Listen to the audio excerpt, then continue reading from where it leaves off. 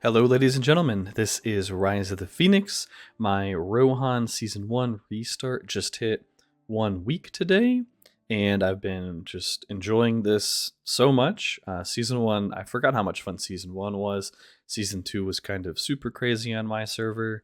I've been having so much fun with this, and a lot of people in my restart group have been asking me for builds for particular commanders. And since we're Rohan and we start with Eowyn, and Eowyn is absolutely insane, I'm actually going to start a new series of videos, this being the first one, where I'm going to go back and cover some of the good side commanders that I haven't covered in the past. And I think I'm actually going to do some updated commander videos as well, particularly Dwalin and Gandalf the Grey, just to kind of go more in depth with those. And I had somebody in the YouTube comments mention a really good idea for another series of videos, so I'm going to start that as well. What I'm going to do is I'm going to take every single faction in the game, except I'm going to combine Arnor and Gondor, as well as Lothlorien and Lindon, since they have these same troop buildings. I'm going to go pretty in-depth with a guide for each of those factions to kind of talk about what starting units do they get, what other unit buildings do I think you should invest in early on, which commanders do I think you should focus on for those factions, all of those kind of things. I thought that was a great idea for a video series, so I'm going to start that up soon too. Before we get into this specific video, if you enjoy my content, please do consider liking this video and subscribing to my channel.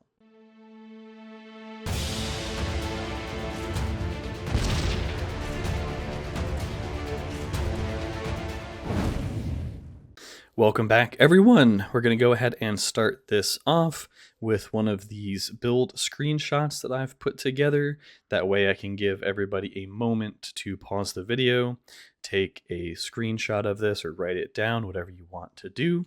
I do want to say that I actually wasn't particularly sure on where extra points should go. I think 100% of the time you take Rohirrim and the reduced cavalry damage underneath Rohirrim. 100% of the time you take White Lady of Rohan and Frontline Rescue. If you are playing as Rohan and probably also is Gondor, I think Nobility is worth it. I'm not positive that Nobility would be worth it as other factions, since they would struggle to have such powerful all-men cavalry armies. The reason Rohan and Gondor can do that is their tier 4 units are cavalry and they are men, whereas Erebor gets the Iron Warrior, not a man, not a cav unit. Loth and Lindon get elf archers, not men, not cav units. And then Arnor gets the sadly underwhelming Rangers of the North. They are actually men, but I don't think I'd ever run them in any world if I could help it on Eowyn, because they're not cav units. Anyways, after those points, I wasn't particularly positive. You could put points into Cleave because you already have... Let me go ahead and pull these things up in game, actually. That way we can go ahead and look at them. I feel like that screenshot was up there long enough. So this is what I'm running. You could put points into Cleave because you already have 15 to 15 in Rohirrim. I'm just not sure how much this will really add. Basically, long story short, at this point, if you're respect 5, wisdom 4, and level 50, so when I'm level 50, I'm going to have 10 extra points. So that's kind of what we're talking about here, just to clarify that real fast. If I put 7 points into Cleave, then I have 3 points that I'm like, well, I don't know what I'm going to do with them. Like 2 points in Durnhelm when I don't have damage skills, and then I guess 1 point in Cripple just for the speed reduction. But I don't like, how often am I going to get outsped when I'm Eowyn and running all cav armies? Like maybe against other good factions, that is actually a wise investment in case their commander has more speed than you. I kind of just felt like dumping 10 points into Shield Maiden would be better, or potentially splitting them between Shield Maiden and Defensive Stance would be better. That's just my gut feeling. I don't know if that is correct. If you guys have opinions, please do let me know down in the comment section below. Overall, I don't feel like building Eowyn as a damage dealer would be particularly successful. Like, Maybe if you're desperate and you really need to kill some Mumas, you could load her up with Cataphracts, take Giant Slayer and all of her damage skills and do some stuff. But it's kind of like all of her damage skills are so spread out too, right? Like you have one behind this title, you have one behind that title, you kind of have one behind that title. That's very situational. And then you have these two up here. So like you'd have to take 3 titles to take all your damage skills. I don't know, it seems kind of awkward. So anyway, this is what I've been running. I've been having some great success with it so far. I am respect 5, wisdom 4. I do want to say, make it clear, Eowyn really needs respect 5 in order to shine.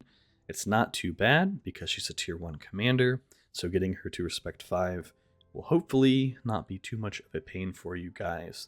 If she's not respect 5, I don't know that I would run her. It would really depend on what else I had. Let's pull up some reports now so we can show you. Let's see, this one, did she actually?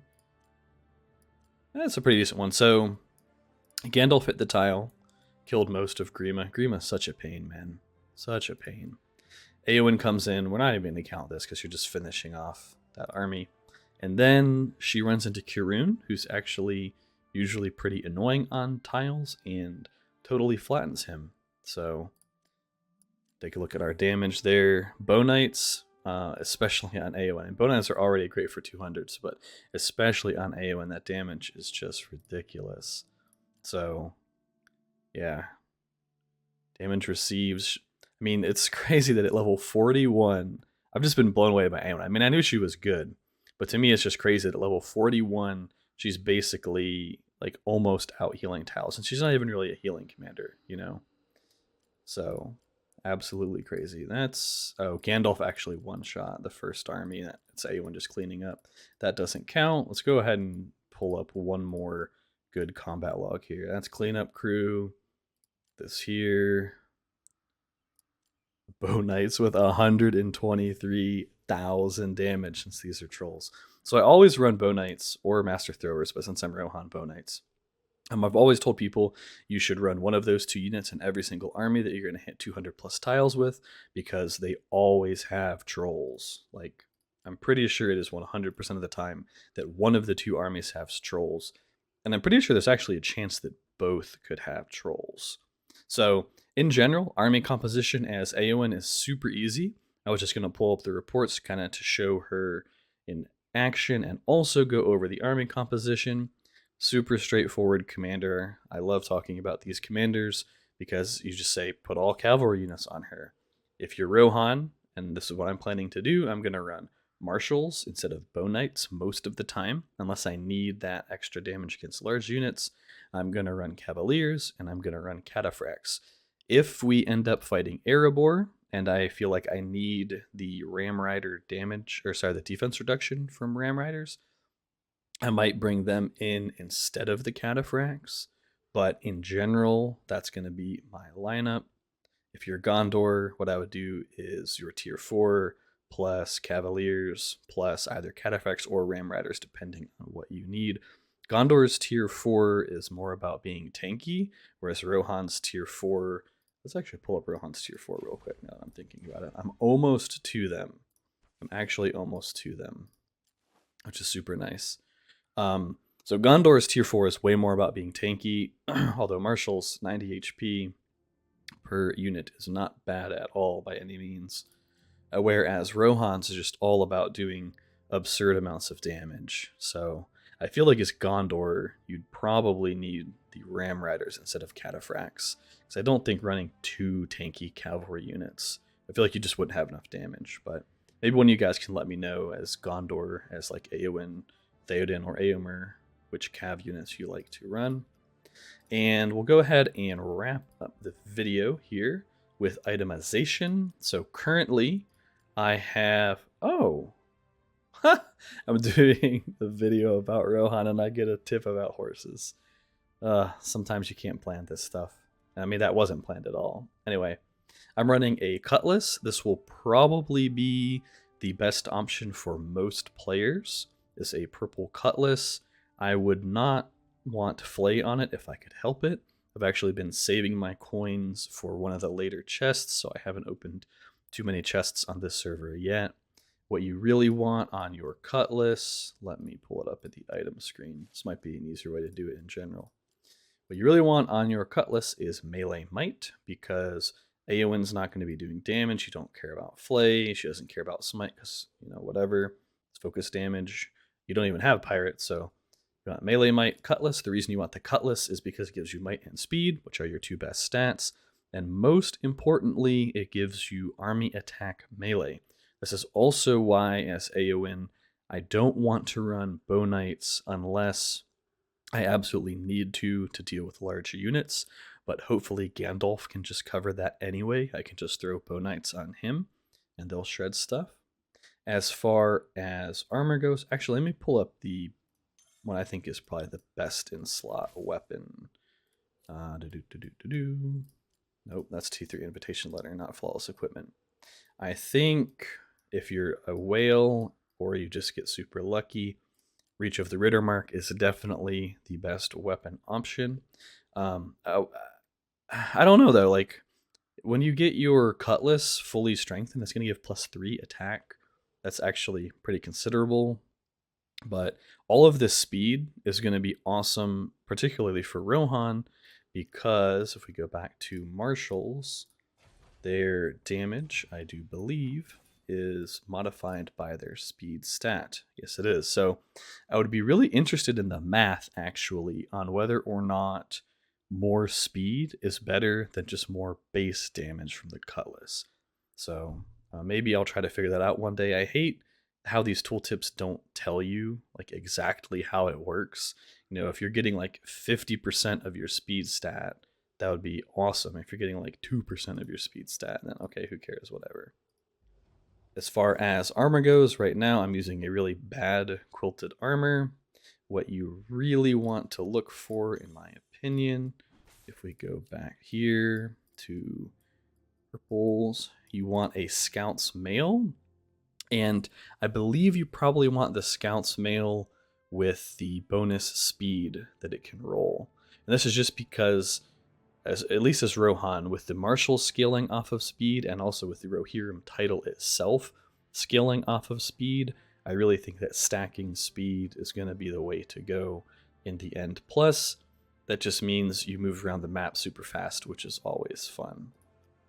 And we'll move on to helmet. Helmet choice is very obvious for Eowyn. You 100% want a horseman's helm, in my opinion, and you want it with madness immunity. You don't need a stun immunity helm because your Respect 5 title is already making all of your cavalry units immune to stun at all times.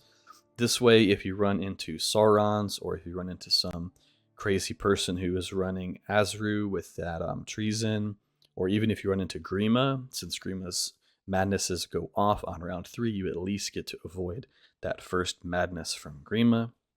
So super easy helm option there. And then, I don't know why I clicked that when I'm going to accessories.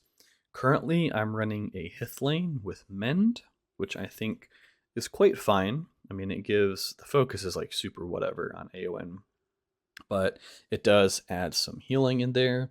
I think that there is some flexibility with the accessory slot. Let's pull up some of the other options. I really would prefer to just look through my own items here. The Hobbit Fiddle gives army speed, and I believe it can also roll more speed, so that could be an option for you. The Smoking Pipe can also roll a nice heal effect if you want more healing, although I don't think I would scale Eowyn's healing like super hardcore. Potentially in a really niche situation, you could pick up a Wizard's Fireworks with the attribute that makes enemy cavalry units take more damage in case you're ever fighting another good faction that's running a whole bunch of cavalry or maybe Angmar. However, giving ranged army attack is kind of awkward in my opinion. Nightstar could be quite good for Rohan and Gondor specifically because it has speed and army speed men. And Fine Smoking Pipe, this is a really nice option as well. There's just so many good accessory options you can go with. It's crazy. It gives army HP melee, which is super nice. And it can gain on round 4, you heal and remove debuffs, which is pretty decent. But it also has that one, I forget the name of it. It's like the first 4 times that each unit takes damage, they heal. That one's like really, really, really good, in my opinion. I believe, yep, Fiddle of the Eldest. We have speed, defense, speed, and I believe it can also roll even more speed. I wish I could pull up the thing here. This is probably the best in slot accessory for Eowyn, just because you get double speed and you're getting army defense. And it's just pairs very nicely with the Horseman's Helm, which is adding defense to your mounted units as well. So if you're in the whale category, I think this guy is probably what you want to look for and invest in. If you are like most players, and if you're like me, I think a healing Hithlane is fine. I think a fiddle with speed is okay. A pipe with healing is fine. And there's one more right down here. No, the Wizard's Fireworks is like super niche. Don't even worry about the Wizard's Fireworks for anyone. So, yeah. Hithlane, Hobbit Fiddle, or Pipe if you are not a whale, as most of us aren't. Let me at least get Eowyn pulled up for the very end of the video, but that's it for this one, guys. I hope you enjoyed it and learned something useful. Let me know what you think about Eowyn down in the comments section below. Are there any items that I overlooked that are super good on Eowyn? Or if you disagree with anything, please feel free to point that out as well. I'm always happy to talk about things, and I'm certainly not always right. Happy to admit when I was wrong. I'm happy to learn more so that I can improve my own gameplay. All right, I'll catch you in the next one. Rise of the Phoenix, over and out.